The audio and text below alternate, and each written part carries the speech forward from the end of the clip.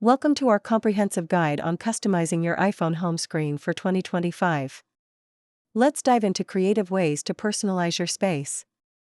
First, let's understand iOS widgets and how they can enhance your home screen's functionality while keeping it visually appealing. Adding and resizing widgets is simple. Just long press your home screen, tap the plus icon, and select your desired widget. You can change up icons using the shortcuts method. Let me show you how to do this for a fresh new look.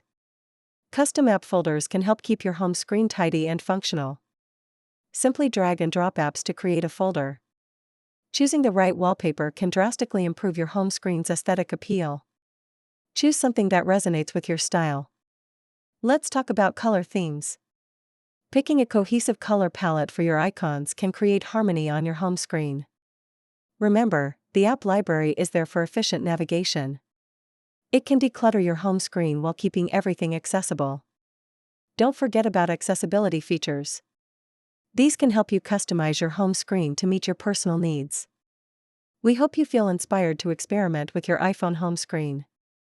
Remember, customization reflects your personality.